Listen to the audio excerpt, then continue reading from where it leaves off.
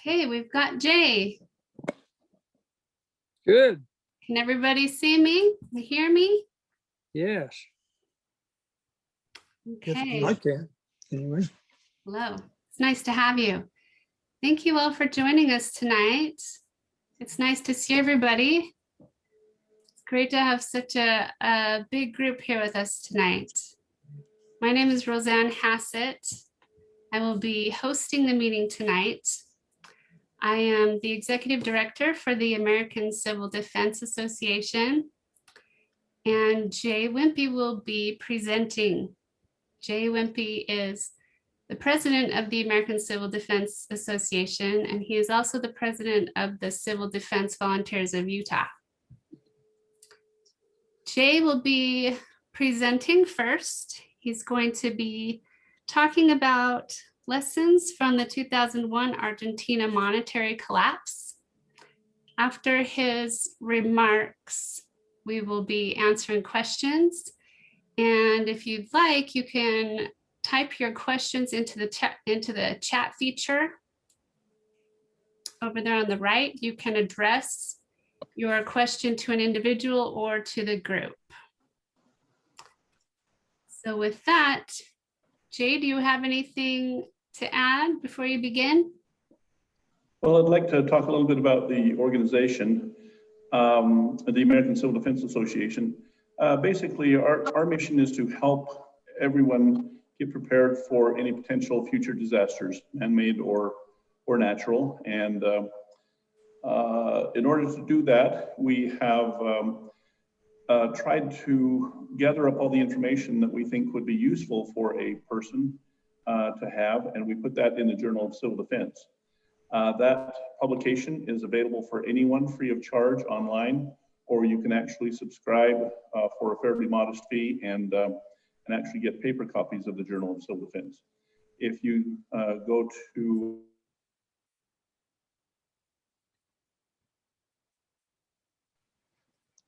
Jay, you muted yourself. Sorry, Jay. Oh, I thought I was unmuted. Did you hear everything up till then? Probably the last maybe 20, 25 seconds. Okay. Well, anyway, we would like to suggest that everyone join the American Civil Defense Association and take advantage of the information that is in the Journal of Civil Defense. Basically, we write articles on a regular basis. I think we've been publishing about 2 issues per year. And I would say everything should be, well, everything is fairly useful. I'm a regular contributor and I may be a little bit biased, but I think you won't find information like that in the Red Cross or anyone else. You know, Red Cross kind of talks about immediate response. We try to provide people information about long-term survival and even after a major disaster, and basically surviving on your own or with the people that can help help you survive, the people that are interested in your survival. So anyway, just a plug for the organization. We don't ask a lot. We would highly suggest that you take the time to go to the website and to sign up and take advantage of all that information.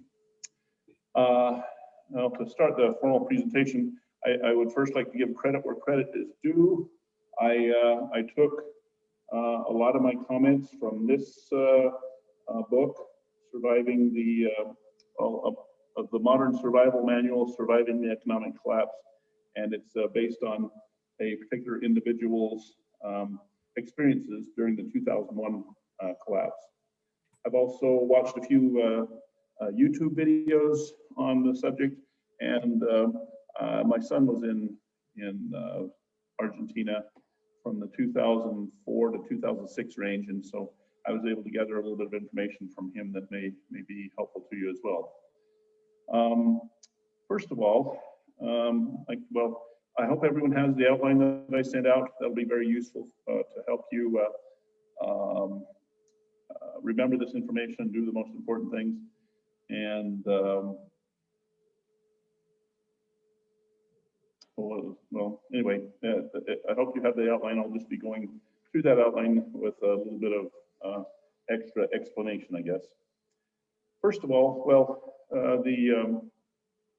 when people are hungry, they are much more likely to become criminals. In fact, most people, if they're hungry, they're willing to steal to get food. And so basically, your main objective is to protect yourself from people who will tend to try and take advantage of you if you don't have those security measures in place.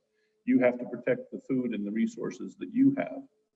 So in order to do that, we first talk about your home. And you know, there's a lot of information about how you can put in motion detector lights, or lights, and put bars on the windows and reinforced doors. You know, have a good deadbolt lock, and even maybe a few bars that you can mount behind the door just to keep your door from being breached. A good dog that is vigilant is a really good addition. And we talked about firearms a little bit, but there are lots of other non-lethal defenses, such as pepper spray and taser type weapons that could help you out. Actually, facing multiple attackers, a can of pepper spray can actually get spread around fairly quickly, and there's a lot of information about how you can handle people. You know, if somebody holds you up on the street, you can basically maybe toss your wallet at them, or something that looks like a wallet, and while they're trying to recover that, you run away. Or and there's plenty of information in the book about how to protect yourself as well. The next subject is supplies. First of all, food and water. We talk about this in the Journal of Civil Defense quite a bit. We talked about how to purify water, but you really should have at least a few weeks of water on hand, when roughly, you know, a gallon a day, I guess. So you'd be hopefully having roughly 20, 25 gallons of water that's ready to drink right then. And then you also need to have the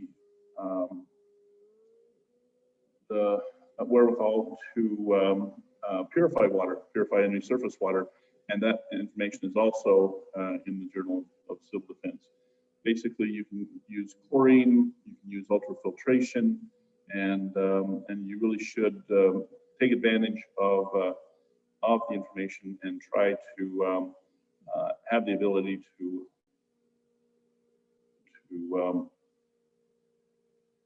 purify your own water.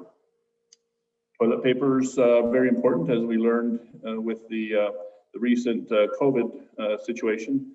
There was somewhat of a panic, and people actually went out and bought a lot of bottled water and toilet paper, so much so that it was rather difficult to find. There have been emergency situations where people have actually fought gun battles over a few bottles of water. So, very important resource.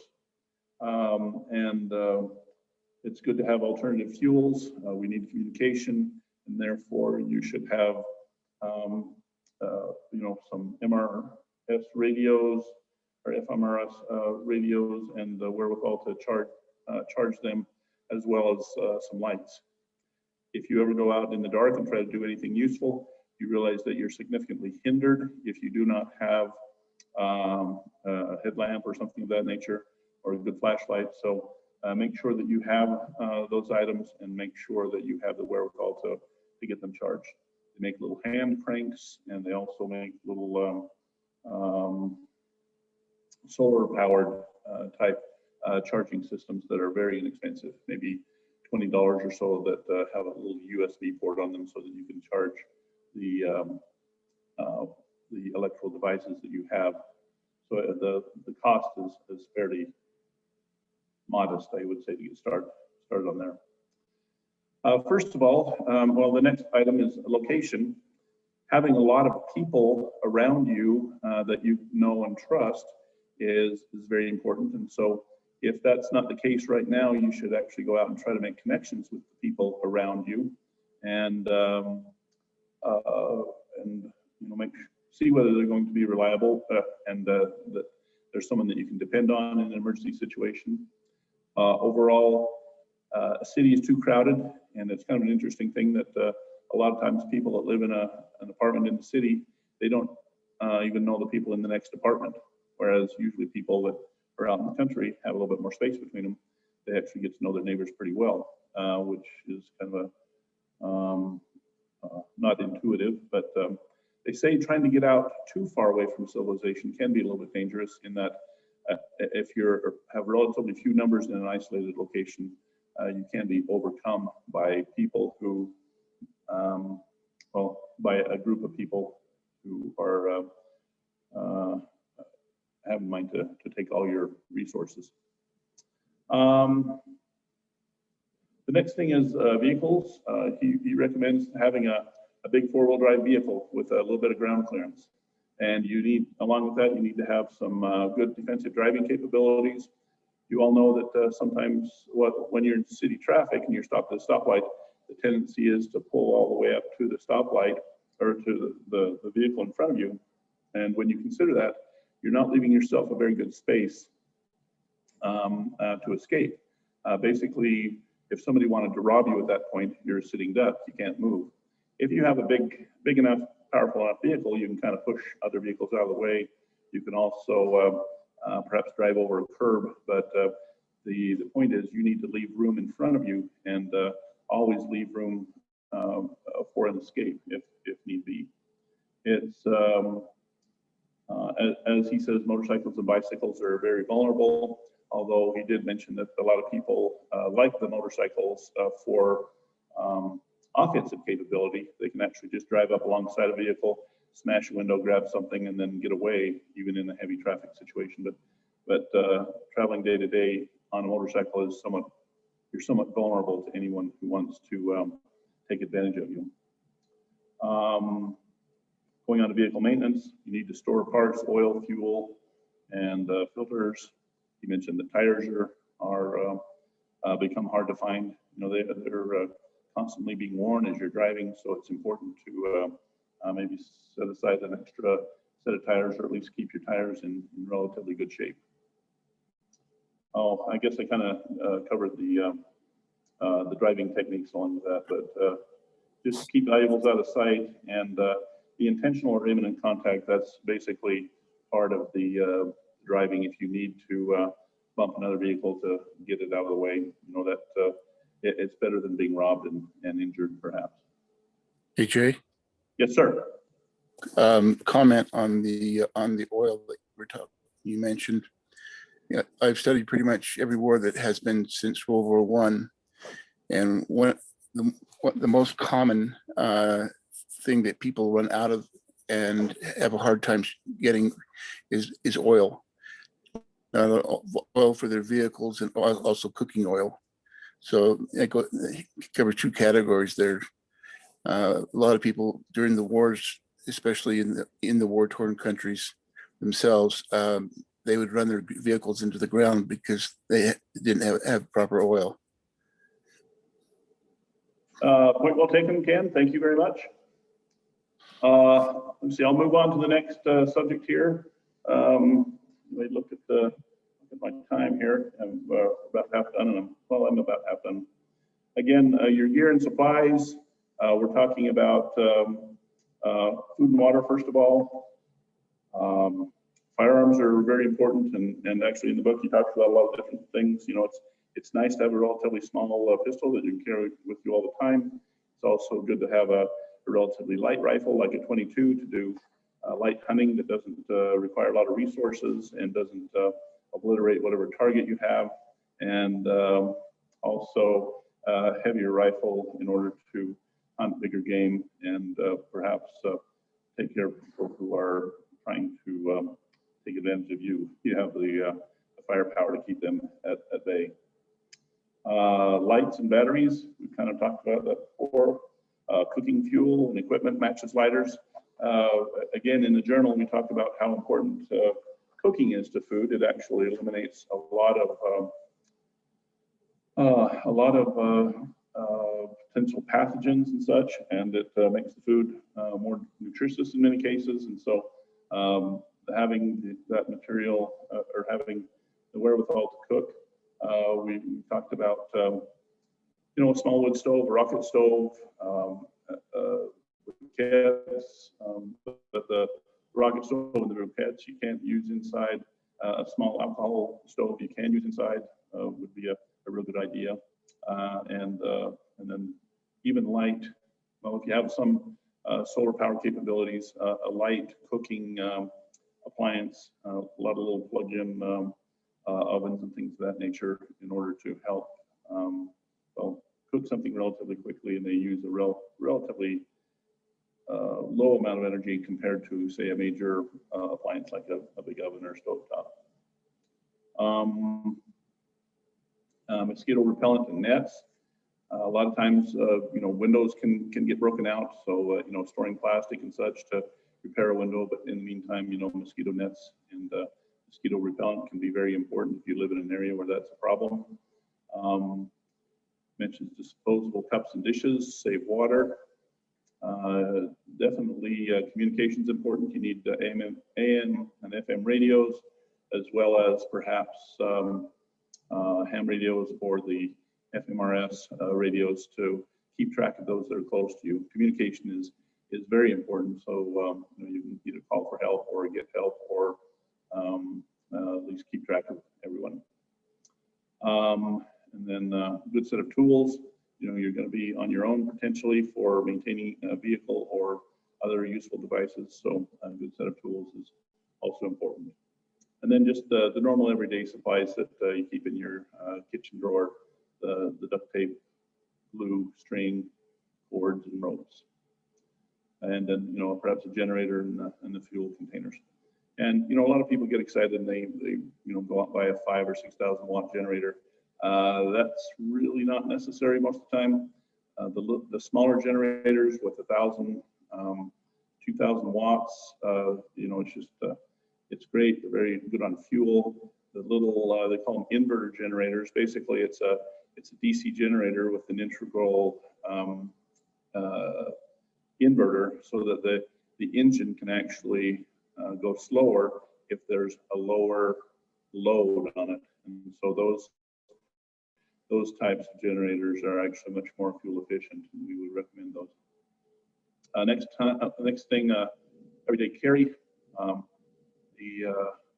He mentions a gold chain and coins, or, you know, silver coins, a lighter, folding defense knife, LED flashlight, multi-tool pliers. I don't go anywhere without them. Safety glasses, sunglasses, a little bit of, they make some very relatively small containers of OC dispense spray, batteries, you know, a knife and a pistol if legal, and definitely a water bottle to stay hydrated in emergencies. Jay, I have a question. Yeah. How much fuel should you store for the 2,000 watt generator? Well, I used to think of, if you actually look at your cooking needs, you might need that generator for roughly 2 hours a day. I think a lot of those smaller generators can go somewhere on the order of 10 hours per gallon.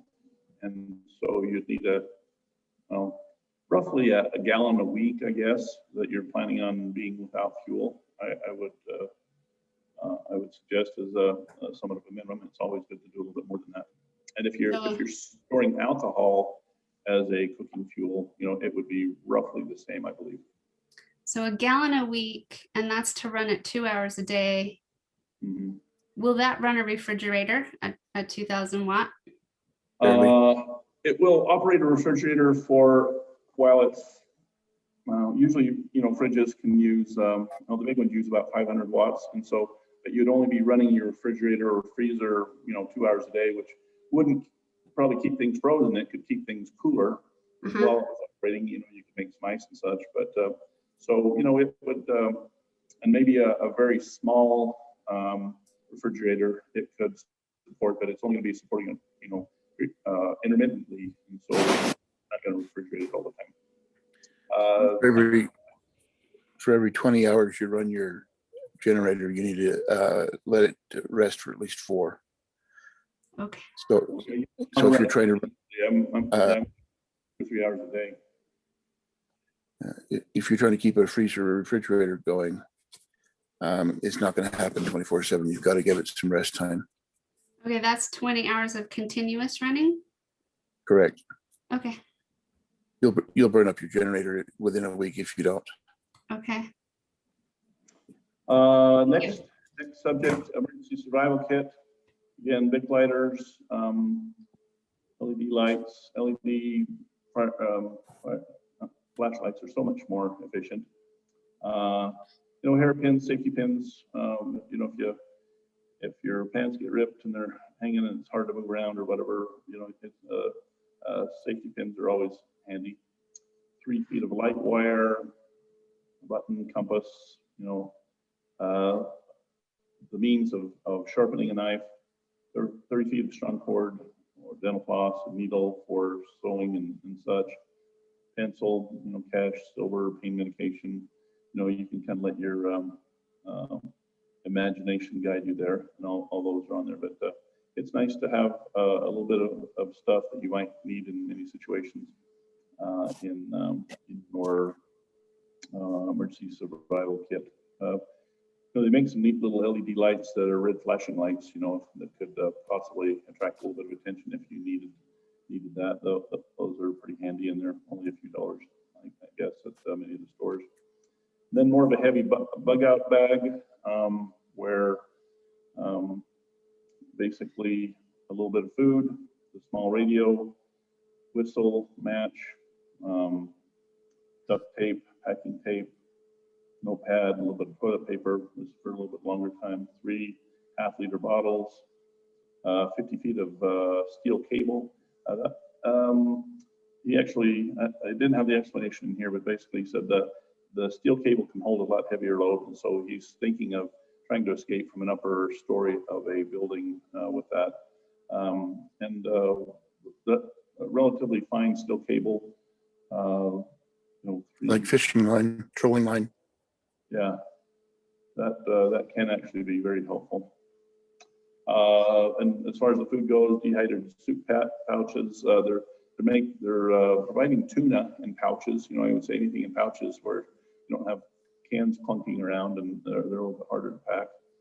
Again, sewing kit, soap towel, toothbrush. This is so if you're on the move, a little bit of extra clothing. Around my area of the world, you might want to consider having a bug out bag for your cold weather clothing, because along with all these other things, you might need to park in some warm weather boots and maybe some underwear, some heavier underwear to keep you warm when you need to. Binoculars are handy, lotion, lip balm, anything that you might normally need there.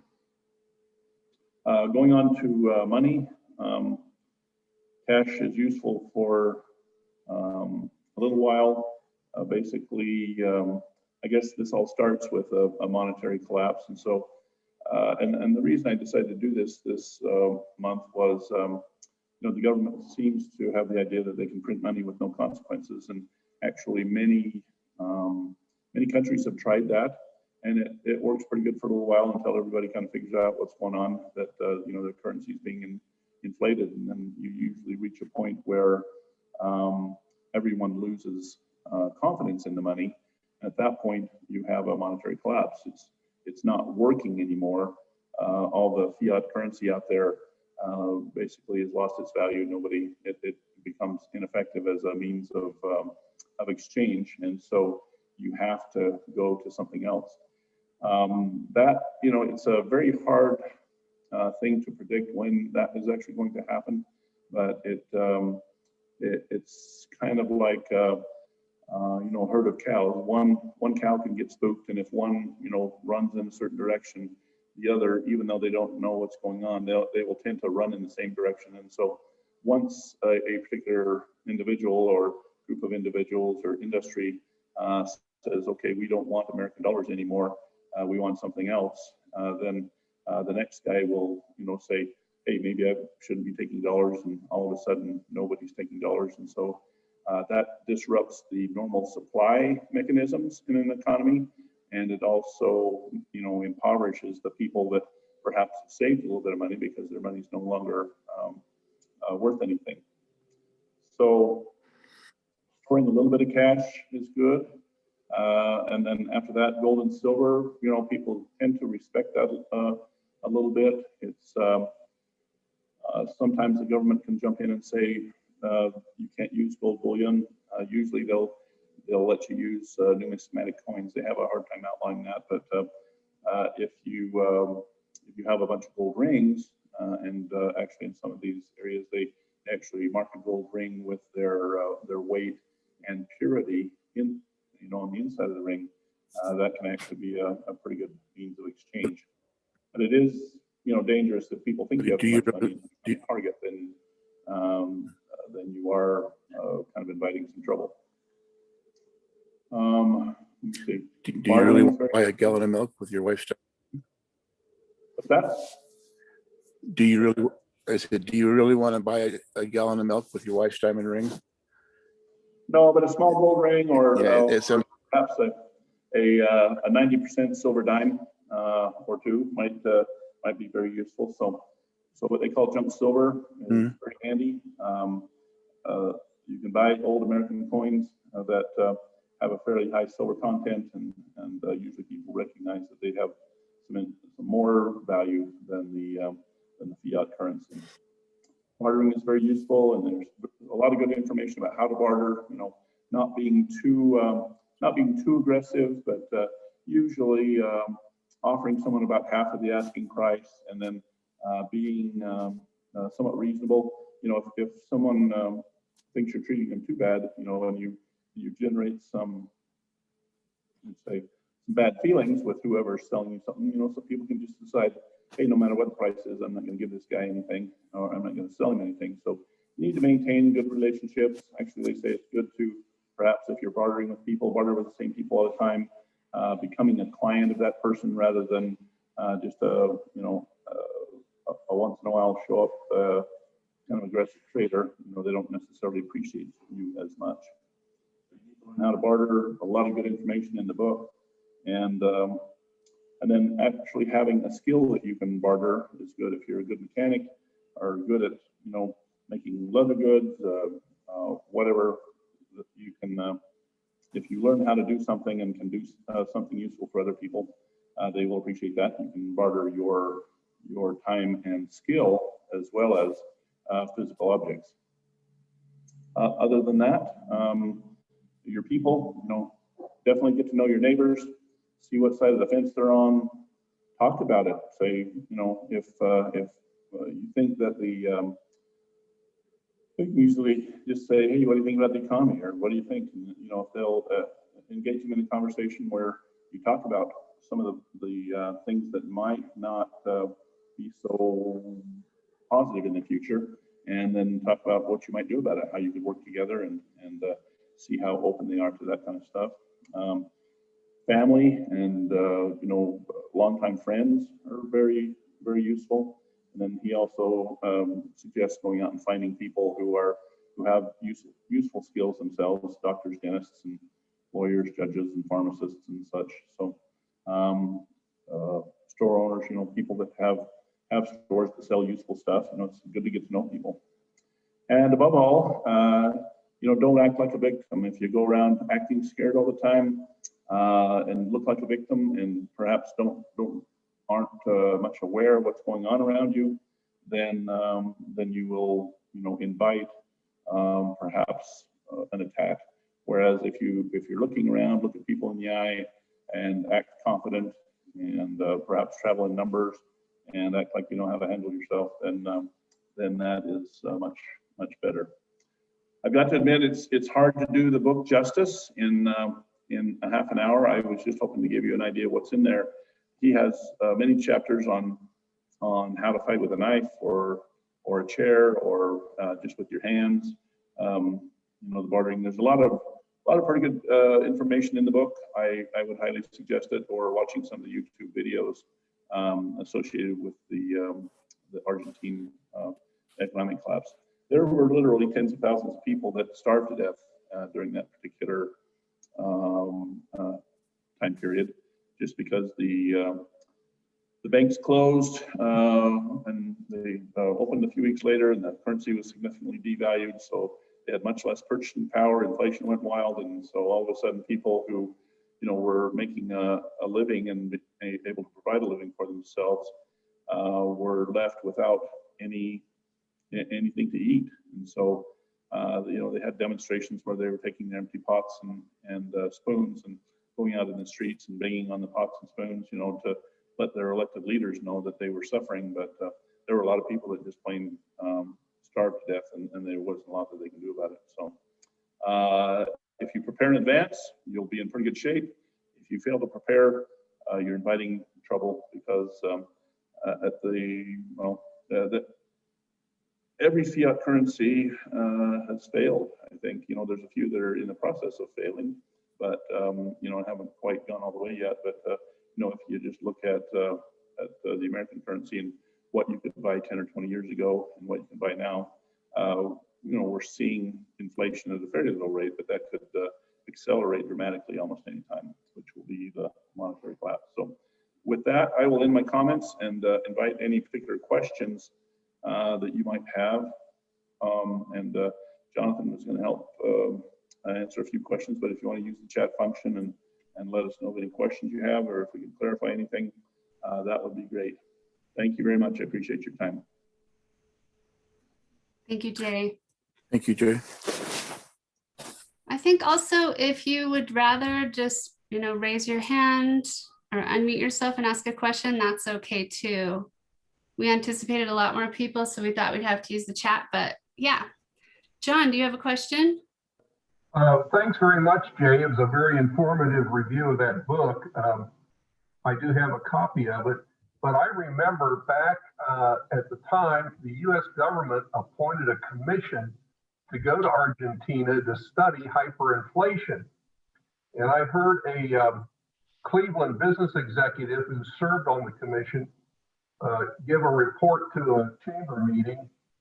And he talked about some of these same issues, but also talked about the importance of hard goods. Hard goods were the only thing that people had to store wealth in. And he reported on a group of physicians who would buy a brand new road grader, put it in a garage, leave it there for 365 days, take it out, sell it, and then reinvest in another road grader, because only those kind of hard goods had value. And he concluded, the commission concluded, that the only way to ameliorate hyperinflation is to never let it get started. And your comment about our Congress spending money like there's no tomorrow is very worrisome. Thank you. Yep. And you know, if you look at the Weimar Republic or whatever, that's, you know, there was a race basically to buy anything of value, and you know, so they bought farm equipment, or you know, even furniture, or whatever, anything, any hard goods, in order to do that. But as more and more money started chasing fewer and fewer goods, you know, the price just gets out of hand, and it becomes quite difficult to do. But hard goods will actually hold their value much more than the currency once the hyperinflation starts. This is Judy. I'd like to share. I served a church mission in Argentina in 1976-77, which is far before this. But I entered the country 2 months after they'd had a military coup where the military and police overthrew Perón. And while I was in Argentina, they had 100% inflation. So I was there 16 months. My parents doubled the monies they sent me. But even though I was just young, I was 21, the challenges you could see, and obviously these people weren't having their money doubled anyway. But I have told my brother recently, I said, I hope we don't end up like Argentina where we have to have bars on all our windows. It was interesting. That was right at the top of your list. But I wanted to share something my brother told me about keeping freezers going with a generator. I don't know where he got this information, but he said, one, you should keep them full and, you know, keep jugs of ice or whatever if your freezer isn't full. But he said if you tape together those reflective blankets around your freezer, except for where the generator on the freezer is, that you can then run a generator for like about an hour a day to keep those cold. And we actually have on our freezers, I had a friend recently whose freezer quit running in the garage and she didn't know for a week. But we have little alarms we bought. They were from a company in American Fork that makes them, where you put a lead down in the freezer and then it has a low and high temperature. You can put them on fridges or freezers. So I'm hoping that with the alarm and then try the Mylar blanket thing, that I don't know where my brother got that information, but he told me that recently. Good Very information. interesting. Something also that I would suggest, there is something called a kilowatt meter. You can buy them at Harbor Freight and other places, and you can actually plug the kilowatt meter into the wall and then plug your freezer or refrigerator into that. And it can actually tell you how much power your fridge or freezer uses over time. And then you can decide how much generator power it takes to keep that going. Basically, my freezers use 200 or 300 kilowatts or watts maximum, but they're only using about 500 watt hours per day. And so basically they're running 1 to 2 hours a day to keep themselves cold. That's how much time the compressor keeps going. And you just need to pay attention to how your fridge or freezer is constructed. Some of them actually have their coils just right against the outside skin of the fridge or freezer, and so and some have a coil in the back. Actually, the more modern freezers seem to have the coils just under the steel skin, and that's how they get rid of the heat. And so if you put a blanket over that, then the freezer will basically not be able to function very well, and it'll actually burn up a lot more power. But if you find the areas of the freezer that are not warm when it's operating, insulating those can actually help you a lot. And there are some low power refrigerators, and they tend to have much more, they use a lot less power, and they also have much thicker walls and a lot more insulation. So if you can add to the insulation, that does help you. Great information. Thank you. Silas, did you have a question?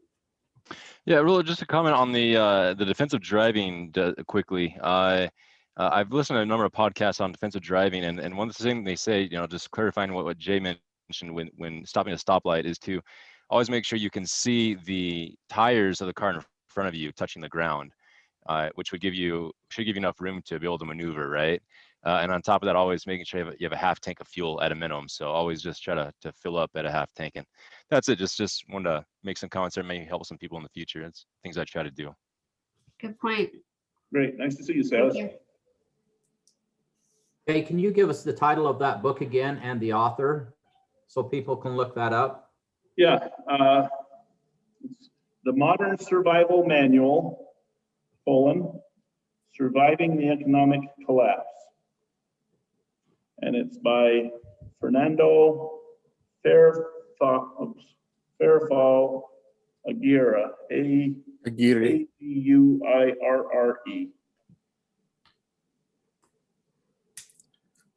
Maybe if you could, Jay, maybe you could type it into the chat feature to Yeah, I can do everyone, and then we can get the spelling correct. Okay, I will do that. And the back, and also how to prepare your supplies of food storage, how to correctly fight with a chair, gun, knife, or pen, or choke with your bare hands if you're there. Anyway, a lot of neat things on the back there too. I'll go ahead and type that in on the chat function. Thank you.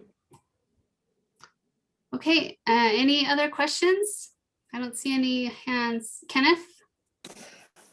Just a comment. I was actually in Buenos Aires in Argentina when the country fell apart, and I noticed why I was out in the street was being stupid.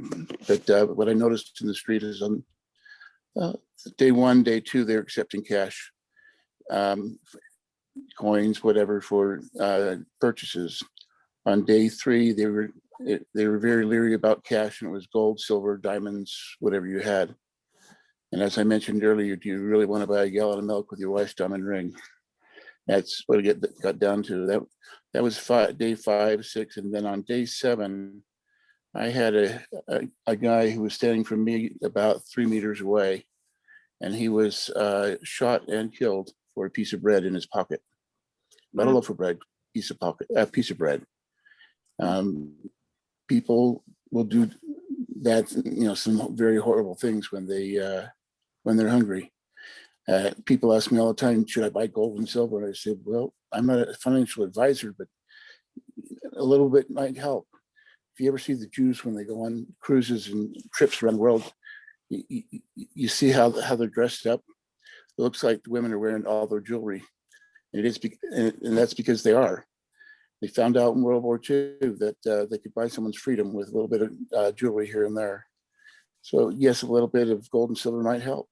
Buy someone's freedom, buy a tank of gas to get you home. Mm-hmm. But other than that, you can't eat it. Right.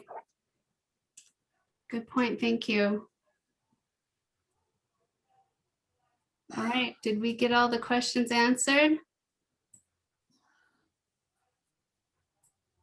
Let me look at my pages here and make sure we've got you all. Looks Mike. like Mike has a question. Go ahead, Mike. Unmute yourself, please. Yes, I've had some experience with Honda 3000 SI generator, and it's an excellent machine. It has overload protection, and it even has overload warning before you get to an overload condition. It uses about a gallon of gas for 8 hours. It carries a little bigger load, and I've been able to run 4 freezers on it at one time and not overload the machine. And whatever it is you get and whatever load you're going to be using, you want to be sure to try that for several hours before you need it. We've got some weather coming into central Arkansas, and I know there's a lot of people scrambling around. Fuel is a big issue. If you have to store fuel, I plan on running this machine twice a day for total outage for at least 2 hours, morning and night, just to keep the freezers cold. But that's really good to know your fuel consumption and then figure out how much you're going to need. And wattage will have a big part of that as to the size of the generator and how much fuel you're going to use. I also have a big 8 kW machine. I probably won't even use it. That's all I have. Mike, could you put that on the chat, the name of that generator? Yes. Just type that in and then people will have that reference. Sure, be happy to. Great. Thank you. All right. Anyone else? Lola. Go ahead, Lola. Back when Argentina was in trouble, my son showed me some articles that were showing up on the internet from a man who lived there and worked there and had a family there. He had work because he had computer skills and they were required. He had to carry a gun for safety back and forth to work. His children could not be outside without an adult present. And at night, they locked everything up tight. They had a DVR machine and movies that they entertained themselves with. He said there was a tremendous black market sprung up. The gold and silver and other things that they would take in, they could only expect to get 10% of their value. So that was just something that I thought was interesting. Wow. Yeah. It's a good reminder just to have your food storage ready. At least 3 months. Okay. Anyone else? Got them all? Okay.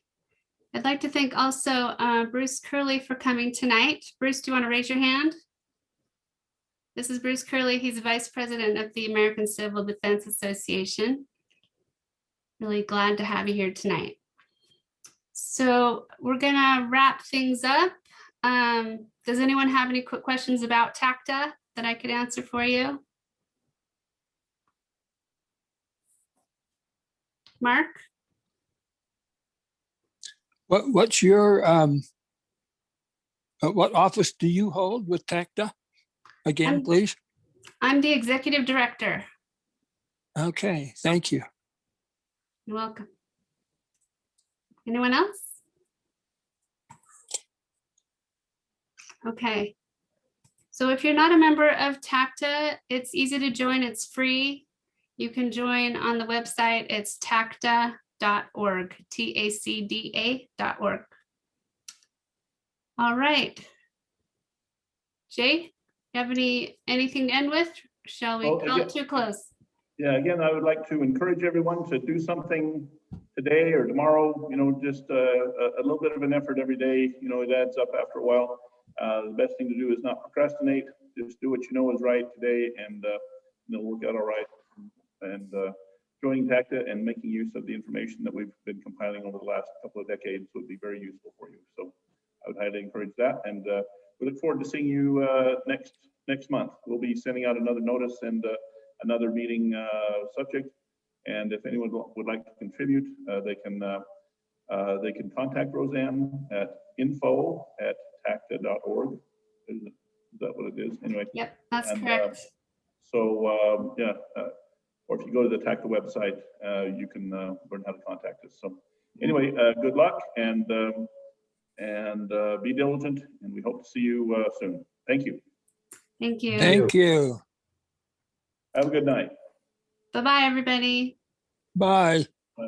Thank you. Thank you. Thanks for Thank you for all coming. your work. Thank you. Bye-bye. Come on. Night. Good night.